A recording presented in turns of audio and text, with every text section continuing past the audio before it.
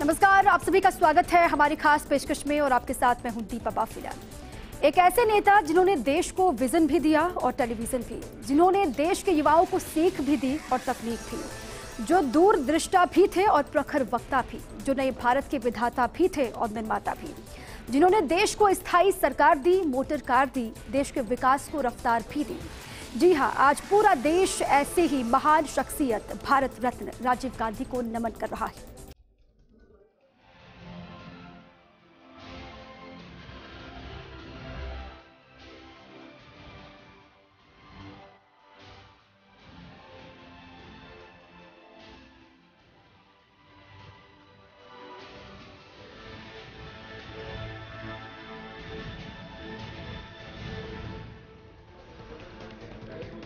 देश के विकास को लेकर राजीव गांधी का दृष्टिकोण दूरगामी था। उन्होंने गरीबों, किसानों के विकास का खाका खींचा तो नए भारत की नींव भी रखी। कोई उन्हें आधुनिक भारत का शिल्पकार कहता है, कोई युवा दिलों की धड़कन। सच में वो एक ऐसे सियासी सूरमा थे जिन्होंने लोकसभा में कांग्रेस की झोली में 401 सीटें डाली, जो आज भी एक रिकॉर्ड है, जो साफ तौर पर राजीव गांधी की अद्वितीय शख्सियत को दर्शाता है।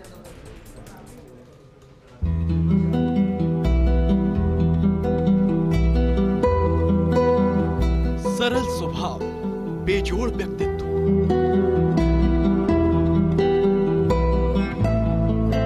अतुलनीय विचारधारा, अद्भुत कार्यशैली,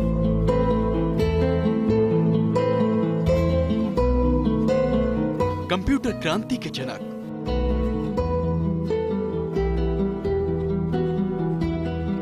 संचार क्रांति के अग्रदूत,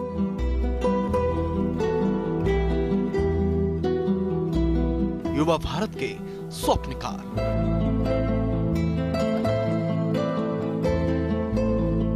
भारत रत्न राजीव को नमन।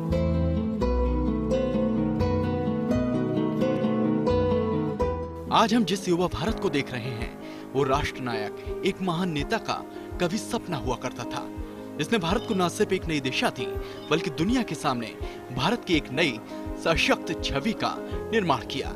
जी हाँ, आज पूरा देश ऐसे ही विलक्षण प्रतिभा के धनी भारत रत्न राजीव गांधी को याद कर रहा है और उनकी 77वीं जयंती पर उनको नमन कर रहा है।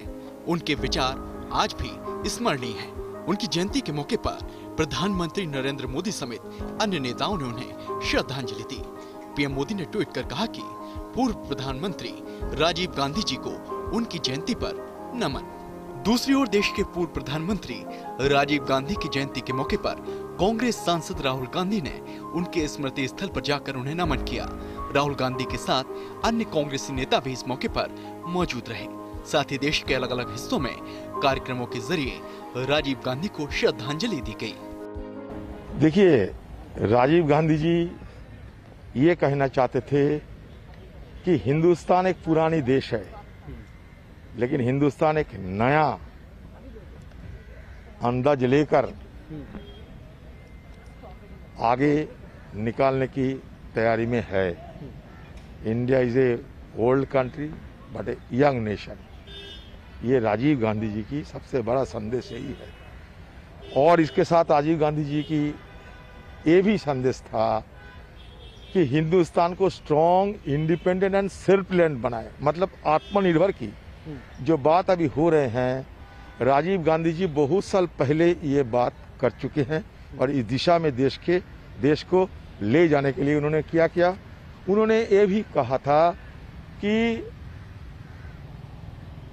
एक समय था कि हम इंडस्ट्रियल रेवोल्यूशन नहीं कर पाए, हमारे इंडस्ट्री में हम क्रांति नहीं ले पाए थे क्योंकि हालात उस समय ऐसा नहीं था, हम विदेशों की कब्जे में थे।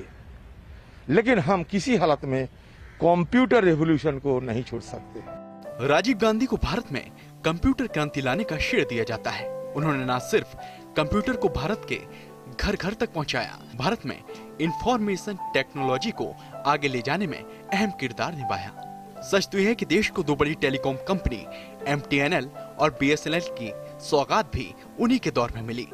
उनके इस योगदान ने न सिर्फ कंप्यूटर को भारत के घर घर तक पहुंचा दिया, बल्कि उनके इस कदम से भारत में इंफॉर्मेशन टेक्नोलॉजी को आगे ले जाने में अहम भूमिका निभाई। दरअसल राजीव गांधी ने कंप्यूटर क्रांति का सपना उस दौर में देखा था जब कंप्यूटर कोई आम बात नहीं हुआ करता था और उसे लाना भी इतना आसान नहीं था, क्योंकि तब कंप्यूटर्स महंगे हुआ करते थे।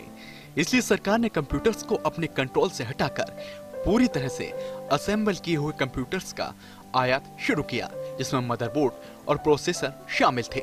यहीं से कंप्यूटर्स की कीमतें कम होनी शुरू हुई, क्योंकि इससे पहले तक कंप्यूटर सिर्फ चुनिंदा संस्थानों में इंस्टॉल किए गए थे। राजीव गांधी के प्रधानमंत्री बनने से पहले साल 1970 में पहली बार भारत में डिपार्टमेंट ऑफ इलेक्ट्रॉनिक्स की शुरुआत हो गई थी, जिसका मकसद पब्लिक सेक्टर में कंप्यूटर डिवीजन की नींव रखना था। 1978 में IBM के अलावा दूसरी प्राइवेट सेक्टर की कंपनियों ने भारत में कंप्यूटर बनाना शुरू किया। ये वही दौर है जब देश ने एक नए भारत की परिकल्पना को साकार होते देखा और आगे चलकर भारत ने IT सेक्टर में सफलता के नए मापदंड स्थापित किए, जिसका पूरा श्रेय सिर्फ और सिर्फ भारत रत्न राजीव गांधी को ही जाता है। Bureau report, first India news.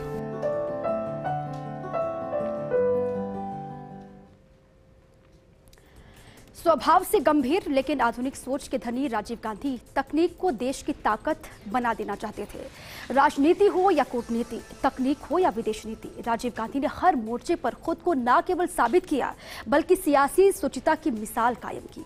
और यही कारण है कि आज भी सियासत के गलियारों में राजीव गांधी का नाम बड़े ही अदब से लिया जाता है। मैं 40 साल की उम्र में देश के प्रधानमंत्री बनने वाले राजीव गांधी भारत के सबसे कम उम्र के प्रधानमंत्री थे और संभवतः दुनिया के उन युवा राजनेताओं में से एक हैं जिन्होंने सरकार का नेतृत्व किया। राजीव गांधी का जन्म 20 अगस्त 1944 को मुंबई में हुआ था। उनका ज्यादातर बचपन 3 मूर्ति भवन में जवाहरलाल नेहरू के साथ बीता। दून स्कूल से अपनी शिक्षा पूरी करने के बाद राजीव गांधी आगे की पढ़ाई के लिए ट्रिनिटी कॉलेज, कैम्ब्रिज और इंपीरियल कॉलेज लंदन गए, जहां उन्होंने मैकेनिकल इंजीनियरिंग की शिक्षा ली। इंग्लैंड से घर लौटने पर उन्होंने कॉमर्शियल पायलट का लाइसेंस हासिल किया और बतौर पायलट इंडियन एयरलाइंस में काम करना शुरू किया। 31 अक्टूबर 1984 ये वही दिन था जब राजीव गांधी 40 साल की उम्र में भारत के सबसे युवा प्रधानमंत्री बने। अपनी मां इंदिरा गांधी की हत्या की पीड़ा झेलते हुए भी देश सेवा का बीड़ा उठाया। प्रधानमंत्री के रूप में उन्होंने करोड़ों भारतीयों के दिल में उम्मीदों और संभावनाओं की अलग जगह दी। आधुनिक ख्यालात के होते हुए भी राजीव गांधी का भारत की संस्कृति और सभ्यता से अगाध प्रेम था। विज्ञान और प्रौद्योगिकी, संचार, बुनियादी ढांचे के विकास और अंतरिक्ष अनुसंधान के क्षेत्र में अगर आज भारत एक प्रमुख राष्ट्र के रूप में उभरा है तो वो राजीव गांधी के नेतृत्व में की गई पहलों का ही सफल परिणाम है। राजीव गांधी ने भारत की साक्षरता दर में सुधार करने के लिए कई प्रयास किए। बतौर प्रधानमंत्री उनके कार्यकाल में ही इंदिरा गांधी राष्ट्रीय मुक्त विश्वविद्यालय यानी इग्नू और जवाहर नवोदय विद्यालयों की स्थापना हुई। भारत में शिक्षा को एक नई दिशा और नया बल प्रदान करने के उद्देश्य से 1986 की नई शिक्षा नीति उन्हीं के कार्यकाल में लाई गई। वहीं प्राकृतिक संसाधनों के संरक्षण में भी राजीव गांधी की रुचि पर्यावरण के क्षेत्र में किए गए उनके कार्यों में दिखती है। धरती और जीवन के लिए संकट को भांपते हुए उन्होंने संसद में पर्यावरण संरक्षण विधेयक पेश किया। इसके अलावा राजीव गांधी ने 1952 की राष्ट्रीय वन नीति की समीक्षा भी कराई और 1988 की नई वन नीति तय करने में अहम भूमिका निभाई। नई नीति ने वन संसाधनों के टिकाऊ उपयोग पर बल दिया। भारत की सर्वप्रथम जल नीति भी राष्ट्रीय जल संसाधन परिषद द्वारा 1987 में तभी अपनाई गई जब राजीव गांधी इस परिषद के अध्यक्ष थे। अर्थव्यवस्था के उदारीकरण की दिशा में राजीव गांधी ने कई ऐतिहासिक फैसले लिए। 2 जून 1988 को राजीव गांधी सरकार ने नई औद्योगिक नीति की घोषणा की, जिसमें कई उद्योगों को लाइसेंस रहित किए जाने का प्रस्ताव भी शामिल था। इस नीति से औद्योगिकरण को भरपूर बल मिला, साथ ही अर्थव्यवस्था के उदारीकरण की भी एक मजबूत नींव पड़ी। राजीव गांधी मानते थे कि विकास का फायदा जमीनी स्तर पर तभी पहुंचेगा जब सत्ता का वास्तविक विकेंद्रीकरण होगा। इसलिए पंचायती राज संस्थाओं को मजबूत करना उनकी विकास योजनाओं का सबसे अहम हिस्सा बन गया।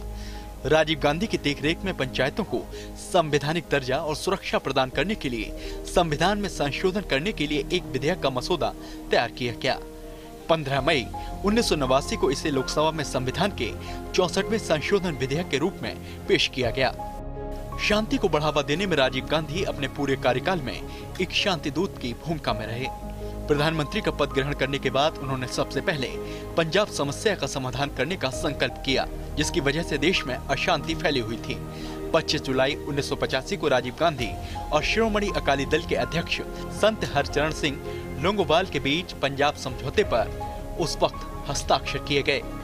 असम में संघर्ष छिड़ने के बाद 15 अगस्त 1985 को राष्ट्र के नाम अपने संबोधन में राजीव गांधी ने असम समझौते के रूप में इसके निवारण के लिए ज्ञापन की घोषणा की। 30 जून 1986 को मिजोरम शांति समझौते पर हस्ताक्षर हुए, जिस पर आंदोलन के नेता लालडेंगा, तत्कालीन केंद्रीय गृह सचिव आर.डी. प्रधान और मिजोरम सरकार के प्रमुख सचिव ने हस्ताक्षर किए। इस समझौते ने मिजोरम को एक 40 सदस्यीय विधानसभा वाले पूर्ण राज्य का दर्जा प्रदान किया। 20 फरवरी 1987 को मिजोरम एक राज्य बन गया। 29 जुलाई 1987 को कोलंबो में भारत श्रीलंका समझौते पर राजीव गांधी और जयवर्धने ने हस्ताक्षर किए। देश में पीढ़ीगत बदलाव के अग्रदूत राजीव गांधी को देश के इतिहास में सबसे बड़ा जनादेश प्राप्त हुआ था।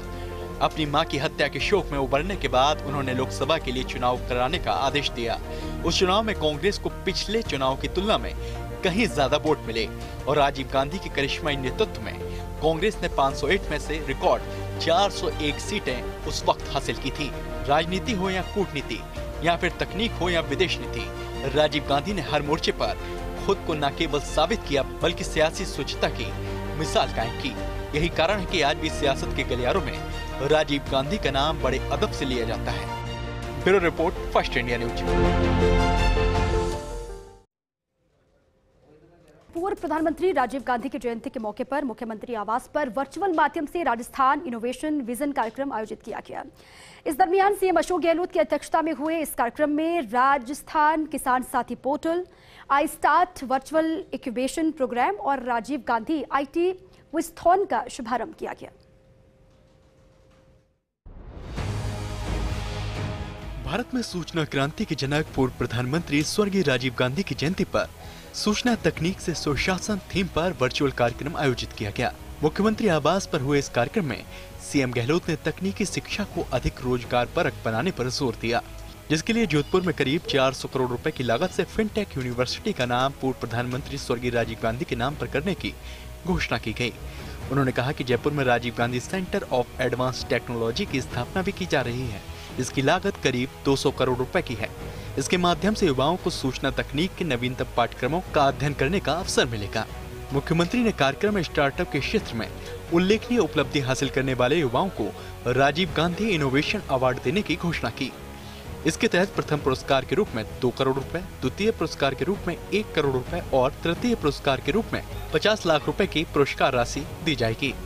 प्रदेश में 14 नवंबर से राजीव गांधी युवा कोर का शुभारंभ किया जाएगा। साथ ही प्रदेश के 200 मेधावी विद्यार्थियों को देश विदेश के प्रतिष्ठित शिक्षण संस्थानों में अध्ययन के लिए उन्हें Rajiv Gandhi scholarship for academic excellence की सुविधा मिलेगी।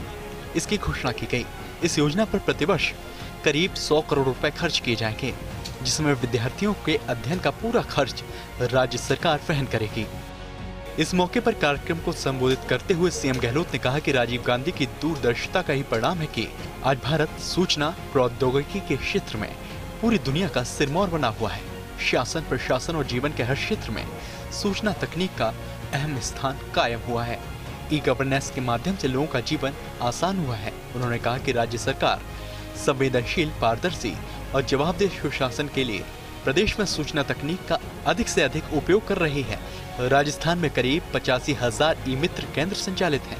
अब 1,000 से अधिक जनसंख्या वाले राजस्व गाँव में भी इनकी स्थापना की जा रही है। राज्य के 7,513 राजस्व गाँव में नए ई-मित्र खोले गए हैं और 33 जिलों, 328 तहसीलों और 171 उप तहसीलों में ई-मित्र प्लस मशीनें स्थापित की गई हैं।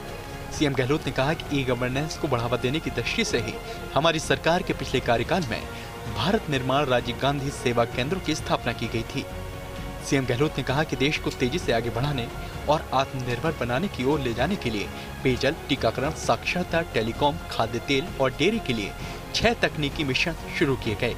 उन्होंने 18 वर्ष की आयु के युवाओं को मताधिकार दिया और 73वें और 74वें संविधान संशोधन के माध्यम से पंचायत एवं नगरीय निकायों में महिलाओं की भागीदारी सुनिश्चित करने की पहल की। राजीव गांधी देश की एकता और अखंडता के साथ ही लोकतंत्र की मजबूती के लिए आजीवन कार्य करते रहे। टेलीकम्युनिकेशन मिशन जो क्रांति लेके आया है और इसीलिए राजीव गांधी को लोग याद करते हैं। उस वक्त में लोग समझते भी नहीं थे। हमारे यहाँ तो टेलीफोन भी ऑपरेटर के माध्यम से चलते थे, घंटों इंतजार करना पड़ता था बात करने में आपस के अंदर ही। उस वक्त राजीव गांधी की जो सोच थी और जिसके एक्सपर्ट थे मिस्टर सैम पिट्रोडा, जिन्होंने ज्ञान अर्जित किया पूरी दुनिया का, वो चाहते थे कि अपने मुल्क में वो किस प्रकार से टेक्नोलॉजी मिशन के माध्यम से क्रांति लाए देश के अंदर। तो राजीव गांधी का व्यक्तित्व, जैसे मैंने कहा, चौमुखी व्यक्तित्व था उनका। आईटी बेस्ड तो कई काम हुए हैं, कई फैसले हुए हैं, जिसको भी आपको बताया भी गया। उसके अलावा भी वो ऐसा व्यक्तित्व था। उस वक्त समस्याएं एक अलग तरह की थी, देश के अंदर चुनौतियां थी, और खालिस्तान को लेकर जिस प्रकार के हालात थे, कितने लोग मारे जाते थे पंजाब के अंदर। उस जमाने के अंदर इंदिरा गांधी की हत्या हो गई थी, जो प्रधानमंत्री थी, देश की प्रधानमंत्री थी, उनकी हत्या कर दी गई क्योंकि उन्होंने खालिस्तान नहीं बनने दिया। उस वक्त राजीव गांधी जी ने सत्ता संभाली। आप सोच सकते हो कि किस चुनौती के साथ में सत्ता संभाली थी। तो आप कल्पना कीजिए कि हमारे देश के उन महान नेताओं ने ये आजादी के पहले भी और आजादी के बाद में भी त्याग किए, बलिदान किए, जेलों में बंद रहे, तब जाके कीमती आजादी मिली थी। कहना बड़ा आसान है कि 70 साल में क्या किया देश ने। 70 साल में देश को एक रखा, अखंड रखा, लोकतंत्र को मजबूत रखा, पाकिस्तान की तरह वहां पर सैनिकों को शासन होने दिया। और इसीलिए आज सरकार बदलती है, बार बार नई सरकार बनती है, और वर्तमान सरकार बनी है तो वो भी इसलिए बनी कि देश में लोकतंत्र की जड़ें मजबूत रही है। सैकड़ों ऐसे फैसले किए, एंटी डिफेक्शन बिल लेके आ गए। आयराम गैराम की बहुत बदनामी हो रही थी। दल बदल नहीं होना चाहिए पार्लियामेंट में, असेंबली के अंदर। अच्छा उद्देश्य था, तो अभी भी उसकी धज्जियां उड़ रही है। कोई कोई तरीका निकाल करके अब नया तरीका अपना लिया वर्तमान हुकूमत करने वालों ने कि आप इस्तीफा दिलवा दीजिए विधायकों के, वापस खड़ा कर देंगे, धन बल के आधार पर चुनाव जीत के आ जाएंगे। चुनाव जीत के आ भी रहे हैं, सरकारें बदल रही है, चुनी हुई सरकारें बदल रही है देश के अंदर। एचआरडी मिनिस्ट्री बनाई उन्होंने, ह्यूमन रिसोर्सेज मिनिस्ट्री बनाई, मानव संसाधन मंत्रालय बनाया। अब वापस उनका नाम बदल दिया है, वो अलग बात है, पर मानव संसाधन की सोच अलग थी। जो पहले शिक्षा मंत्रालय था, वापस शिक्षा मंत्रालय बन गया है। नाम बदलना बड़ा आसान होता है। इतिहास को तोड़ना मोड़ना आसान होता है, इतिहास बनाना बहुत मुश्किल होता है। नाम बदलने का तो फितरत में है। जो देख रहे हैं आप, अभी कई नाम बदले गए हैं, परंतु गुड गवर्नेंस कैसे हो, उसमें राजस्थान बहुत आगे बढ़ा है। इस बात का मुझे गर्व है कि कई विभागों ने अच्छा काम किया है। और तो और हमने जो राज पोर्टल बनाया है और सूचना के अधिकार को हम लोगों ने जिस प्रकार से पोर्टल के माध्यम से हम लोगों ने सूचनाएं दी है लोगों को, लाखों लोगों को, कि आपको सूचना मांगनी पड़े ही नहीं। प्रोसेस के अंदर सरकार खुद सूचना अपलोड करे। ये आपके आरटीआई एक्ट के अंतर्गत भी सब प्रोविजन है, पर कोई करती नहीं सरकारें। वहीं कार्यक्रम में राजीव गांधी के इनोवेशन सलाहकार रहे सैम पित्रोदा भी शामिल हुए और उन्होंने कहा कि राजीव गांधी एक दूरदर्शी नेता थे, वे तार्किक ज्ञान और वैज्ञानिक सोच के पक्षधर थे। उन्होंने देश को 21वीं सदी में ले जाने की तैयारी करने के लिए अलग अलग सेक्टर के विशेषज्ञ लोगों के साथ मिलकर कई विकास योजनाएं बनाई और उन्हें लागू किया। साथ ही राजीव गांधी के प्रयासों से ही देश आज पोलियो से मुक्त हो चुका है। उन्होंने कहा कि खाद्य तेल और दुग्ध उत्पादन में भारत को आत्मनिर्भर बनाने के लिए उन्होंने गंभीर प्रयास किए। इस मौके पर पीसीसी में पुष्पांजलि कार्यक्रम आयोजित किया गया। इस दौरान पीसीसी चीफ गोविंद सिंह डोटासरा ने राजीव गांधी को श्रद्धा सुमन अर्पित किए। वहीं सचिन पायलट ने भी राजीव गांधी को श्रद्धांजलि दी। पुष्पांजलि कार्यक्रम के बाद पीसीसी में राजीव गांधी पर आधारित एक वीडियो भी लॉन्च की गई। राजीव गांधी जी का जो सरल स्वभाव, सौम्यता और जिस प्रकार देश को आगे ले जा करके 21वीं सदी में ले जाने का जो स्वप्न उन्होंने देखा था, आज जिसका स्वाद हम लोग चख रहे हैं। राजीव गांधी जी देश की एकता और अखंडता के लिए शहीद हो गए, लेकिन ऐसे काम हमारे लिए कर गए जो आज नहीं सदियों तक याद रहेंगे। राजीव गांधी जी ने नौजवानों के लिए 18 साल की उम्र के नौजवान को मताधिकार का प्रयोग का अधिकार दिया, नई शिक्षा नीति बनाई। देश में कंप्यूटर क्रांति लाने का श्रेय राजीव जी को है। जब राजीव जी कंप्यूटर क्रांति लेकर आए थे, जब कंप्यूटर लेकर आए थे, तब भारतीय जनता पार्टी ने बैलगाड़ियों में कंप्यूटर रखकर कंप्यूटर की यात्राएं निकाली थी, विरोध किया था उसका। आज हर हाथ में मोबाइल है। ये संचार क्रांति राजीव जी की देन। देश को नई शिक्षा नीति दी, देश में एशियाड कराने का जो श्रेय है वो राजीव गांधी जी को है। देश की खेल नीति लाने का श्रेय राजीव जी को है। 18 साल के मताधिकार का श्रेय राजीव जी को है। कुल मिलाकर राजीव गांधी जी ये चाहते थे कि 21वीं सदी में जो चुनौतियां और जो वातावरण पूरे दुनिया में बनने वाला है, उसमें देश पूरी ताकत के साथ खड़ा हो सके। देश का युवा इतना सक्षम हो सके कि 21वीं सदी में दुनिया के किसी भी देश के युवा से हमारा युवा कम नहीं हो। इसके लिए अपने आप को तैयार करने का एक अभियान राजीव जी ने चलाया था। राजीव गांधी का पूरा जीवन देश हित के लिए उनके समर्पण, त्याग, बलिदान का प्रतीक है, जो आज भी हमको प्रेरित करता है।